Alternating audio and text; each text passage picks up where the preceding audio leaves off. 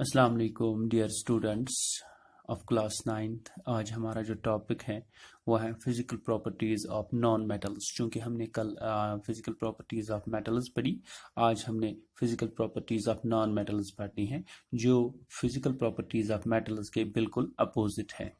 तो पहली प्रॉपर्टी पे आते हैं हम that is non metals are not malleable but are brittle. तो पहली बात यह है कि जो नॉन मेटल्स होती हैं वो मीलेबल नहीं होती, क्योंकि जो मेटल्स हमने पढ़े वो मीलेबल होती है। मीलेबिलिटी का मतलब हुआ कि वो अगर हम इसको ड्रॉ करेंगे तो हम इसकी शीट्स बना सकते हैं, लेकिन यहाँ पे हम नॉन मेटल्स की शीट्स नहीं बना सकते। क्यों?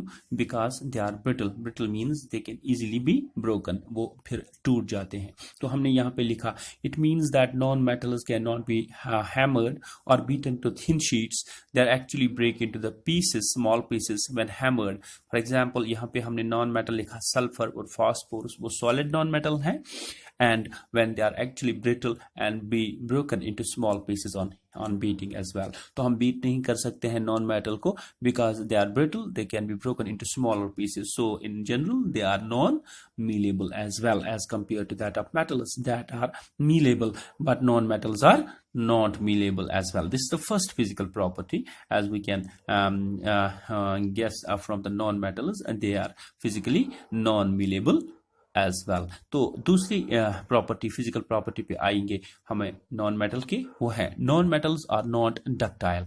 क्योंकि डक्टाइलिटी वो प्रॉपर्टी होती है जिसमें हम वायर्स ड्रॉ करते हैं, वायर्स बनाते हैं किसी मेटल को लेके। क्योंकि ये नॉन मेटल है हम इसके वायर्स नहीं बना सकते because it can be broken into smaller pieces as well. यहाँ पे सल्फर और फास्फोरस की एक बार फिर एग्जांपल्स आ गई। When stretched breaked into the smaller pieces, जब फास्फोरस और सल्फर को हम हैमर्ड करते हैं, ब्रेक करते हैं, स्ट्रेच करते हैं, वो ब्रेक हो जाते हैं स्मॉल पीसेस में, हम इसके वायर्स नहीं बना सकते। That means non metals are not ductile. So generally हम कह सकते हैं non metals are neither malleable nor ductile. So this is the second important property for this very non-metals. That's why because of these two properties of this malleability and ductility, we are making much use of metals, and because of the absence of such properties of malleability and ductility, we are making less use of the non-metals in our daily life. Daily life में हम non-metals के कम use हैं because of their not malleability and no ductility out there. So we cannot use much these non-metals as compared to that of metals. They are highly malleable and ductile, these metals, and we are making use of them. But these non-metals are not malleable and ductile, and we are making least use of them. Now हम third property पे आएंगे these non-metals की, जो physical properties हम पढ़ रहे हैं। The third property is non-metals are non-conductors of heat and electricity। क्योंकि ये भी एक यूज होती है मेटल को लेके, लेकिन चूंकि यहाँ पे नॉन मेटल है वो non conductors of heat and electricity है, इलेक्ट्रिसिटी और हीट को कंडक्ट नहीं करते हैं नॉन मेटल। चूंकि कुछ एक्सेप्शंस होती है या वो भी हम पढ़ेंगे, लेकिन जनरली हम देखते हैं कि जो नॉन मेटल्स हैं वो non conductors of heat and electricity है, वो इलेक्ट्रिसिटी और हीट को कंडक्ट नहीं करते। That's why they are act as insulators. तो उस चीज को हम बोलेंगे इंसुलेटर, क्योंकि ये जो यहाँ पे हीट और इलेक्ट्रिसिटी जिसमें पास नहीं हो जाती उसको हम इंसुलेटर कहेंगे। यहाँ पे हमारी एक्सेप्शंस हैं। For example diamond as an allotropic form of carbon. क्योंकि डायमंड एक एलोट्रोपी है कार्बन की, डायमंड एक नॉन मेटल है, बट जो डायमंड है वो गुड कंडक्टर ऑफ हीट है, उसमें भी हीट अच्छी तरह से पास हो सकती है, लेकिन it is a bad conductor of electricity. यहाँ पे हमने देखा डायमंड जो एलोट्रोपी ऑफ कार्बन है उसमें से हीट गुजर सकती है, लेकिन जो कंडक्ट ऑफ इलेक्ट्रिसिटी है वो गुजर नहीं सकती। That means it is an insulator for electricity, but it's a good conductor for heat, this diamond. Although diamond is a non metal, but it's having a properties like that of metals in terms of heat, but it is also as an insulator in terms of electricity. Another important exception that's called a graphite. Graphite is also an allotropies of carbon, though it's a non-metal, ये एक non-metal है, but it's a good conductor of electricity. इसमें electricity pass हो जाती है, but it is so that's why this graphite is used in the making of electrodes। जो हम बनाते हैं बैटरी में electrodes जो होते हैं वो ग्रेफाइट के बने होते हैं, और ड्राई सेल्स जो हमारी होती हैं उसमें भी ग्रेफाइट रॉड्स होती हैं। ग्रेफाइट रॉड जो होती है ड्राई सेल्स में वो बनती हैं ग्रेफाइट से. So graphite is a good carrier for the conduction of electricity, for the conduction of electrons as well. So that's why it's been used in the electrodes of batteries and these dry cells as well.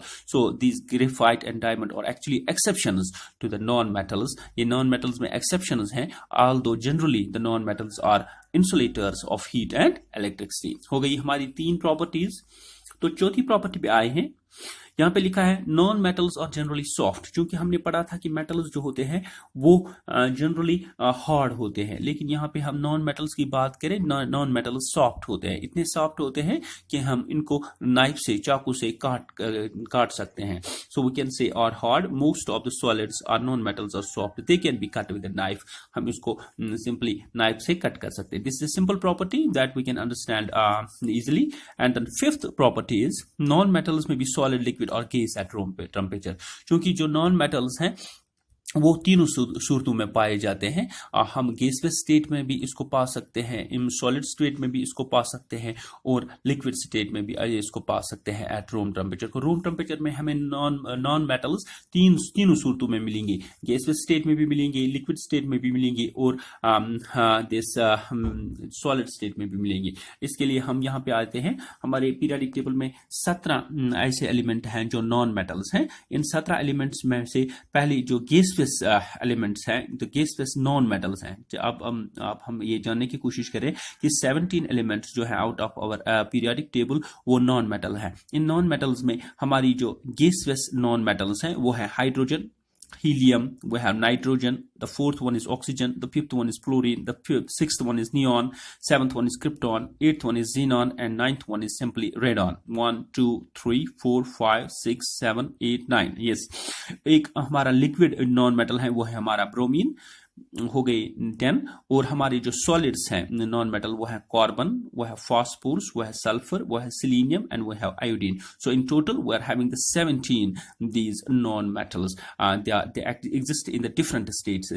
These elements, these non metals usually act as exist as in gaseous states up to this radon, and the liquid state is only one bromine, and the solid state we are having this up to the iodine. So at room temperature they can exist in all the 3 states. They can be solid, they can be liquid, or they can be gas. This is the fifth property of physical property of the non metals.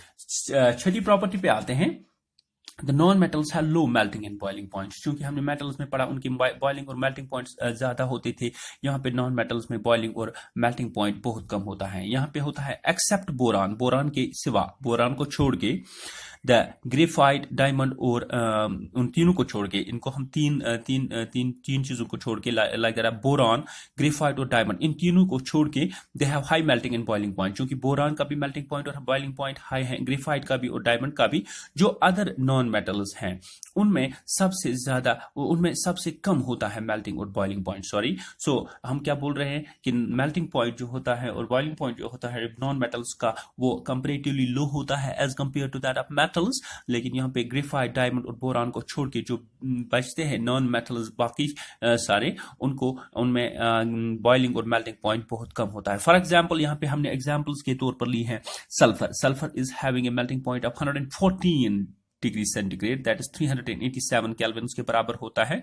ये इसका melting point है.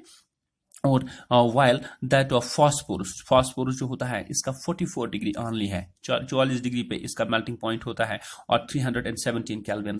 The melting point of graphite is very high. क्योंकि हम graphite अभी पढ़ रहे हैं, graphite का जो मेल्टिंग पॉइंट है वो बहुत ज्यादा है, that's 3700 degree centigrade, that will be equal to 3973 kelvin almost. अब हम इसको 273 केल्विन ऐड करके 3973 केल्विन के बराबर होता है इसका melting point. So melting point of this graphite is very much high, but that of sulfur and phosphorus, they are non-metals, and they are having the low this melting point. Generally, comparatively, they are having the low melting point, but exceptions are there.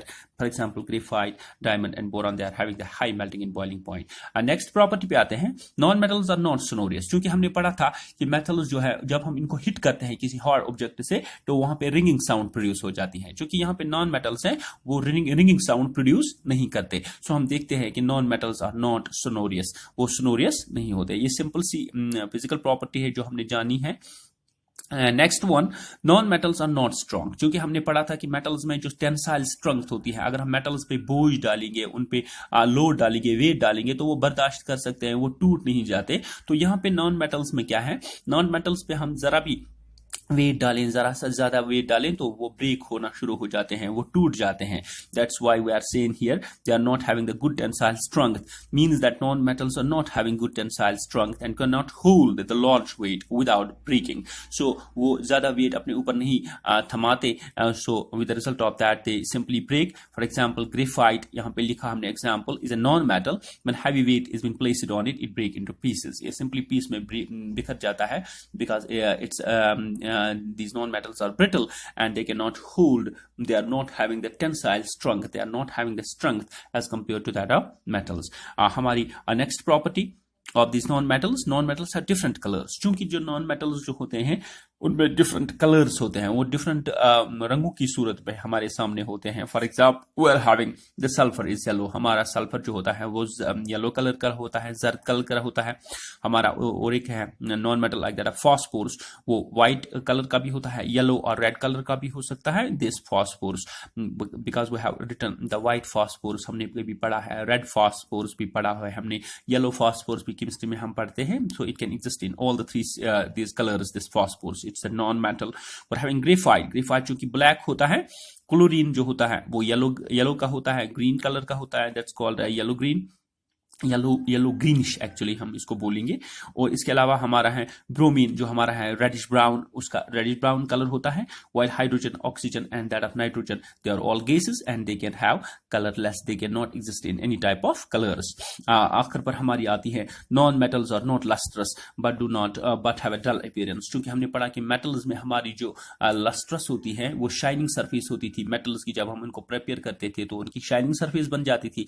लेकिन हमारा उल्टा है यहाँ पे कि ये जो non metals होते हैं वो शाइनी नहीं होते, उनकी जो अपीयरेंस होती है वो डल होती है।